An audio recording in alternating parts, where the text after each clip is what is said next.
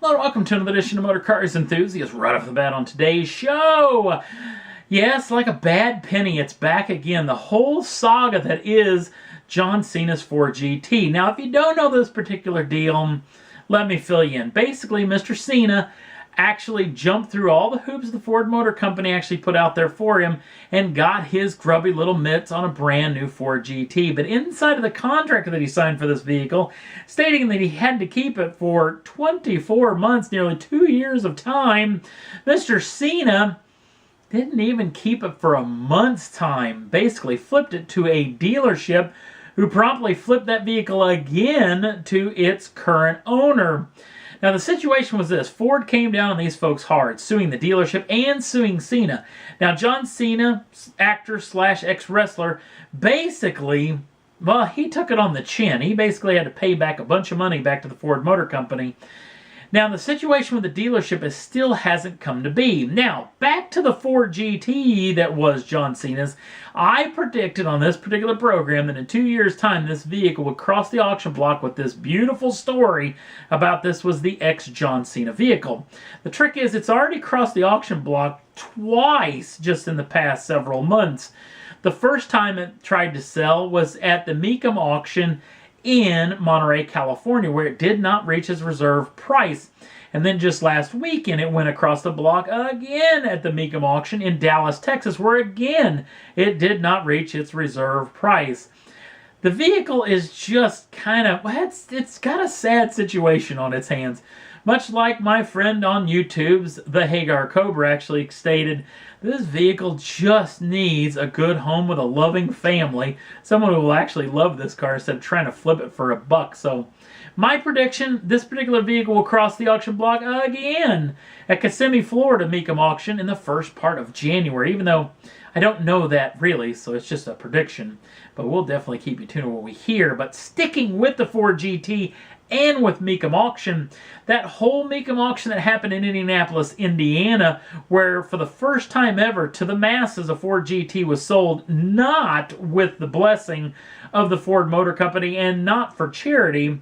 This particular vehicle sold to the highest bidder, went for $1.8 million. In fact, a little over that particular deal with all the fees, which was an eye-watering amount of money. In fact, if you want to see some video, some static video that I shot, me personally, that actually was at that particular event in May, you can check it out not only on my YouTube channel, but you can also check it out on the Facebook page as well. You have to scroll down a fair amount to actually get to it. Back to that particular vehicle. The situation was this. Ford Motor Company sued not only Mecum, but the current owner at the time over trying to put this car across the auction block. The trick was they didn't have a leg to stand on, at least according to the court system, which claimed that the initial owner, the original owner, actually did keep it for 24 months before he sold it to the current owner at the time and the Mecum auction situation. So the car went right across the block and sold for that massive amount of money. The trick was, since then, Ford Motor Company sued not only Mecum Auctions, but the current new owner, supposedly, of that particular machine. Again, they may not have a leg to stand on in this situation. And the actual court date for the Mecum situation was supposed to go down August 17th, nearly 2 months ago. But again, haven't heard a peep out of this situation. So we'll definitely keep you in tune. I'll do a whole bunch more research over the past several days, and hopefully maybe we'll find out something will come out over the next several months. But we'll definitely keep you in tune. Sticking with the Ford GT in a way more serious situation, even though lawsuits are pretty serious, there is a recall, a massive recall, thanks to a pretty good-sized fire that happened to a brand new Ford GT in Germany.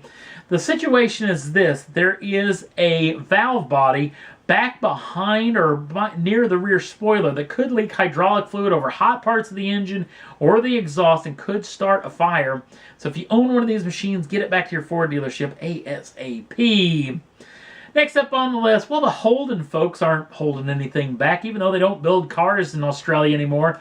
That engineering group is really, really working exceptionally hard, and they haven't taken their eyes off the prize, especially putting out concepts like this particular machine. This is the Holden Bathurst Time Attack Concept Racer. Now, even though this vehicle will never see the light of day as a production vehicle, it still is pretty doggone cool.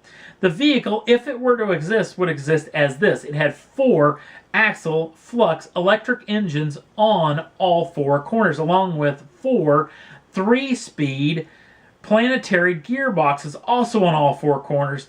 It's going to have a graphene solid-state hybrid power pack that's going to be powering these 4 electric engines, giving a total output of 1,341 horsepower or 2,389 pounds-feet of torque. Now, the vehicle's supposedly going to be able to do 0 to 60 in just 1.25 seconds with a top speed of over 300 miles an hour. Now, it isn't just a straight line monster. It also has it around the bends with tons of active aero, including a ton of stuff that was banned by the FIA for Formula One, including active wheel fairies, basically closing off the wheel completely to keep the dirty air from coming out of the wheels and down the body of the car, along with active downforce fans. Basically, you can make a crap ton of downforce on the underside of the machine, way more than you could on the top side, using the floor of the vehicle along with the rear diffuser. Basically, keeping these fans running will keep air rolling across that, keeping the body of the vehicle sucked down to the ground, even in very, very low speed corners where you don't have amount of air going across it. So they're claiming this vehicle can achieve 6.5 lateral Gs, which is probably meaning the driver's going to have to wear some sort of G-suit, just like a fighter pilot. They're claiming this vehicle can go around the Bathurst circuit, aka Mount Panorama, in a lap time of 1 minute 30 seconds, which is a massively quick time. Love to see these guys put together some funds and actually build this car, but we'll definitely have to wait and see on that front. And last up on the list, if you're a big fan of the Toyota Supra, got some great news. The Supra is going to make its official debut finally, even after we've seen the Z4 from this kissing cousin from the folks over at BMW. This vehicle will make its official debut at the Detroit Motor Show, Detroit, Michigan, first part of January of 2019. So we'll definitely keep you tuned if we hear more. And that's all there was that I thought was worth talking about for this edition of Motor Cars Enthusiasts. Don't forget to like us over on the Facebook page. Links down in the show notes. Also, if you'd like to subscribe to the channel, you can do so at any time. Get the first dibs at the brand new shows as soon as they come out. Thanks for watching. We'll see you again real soon.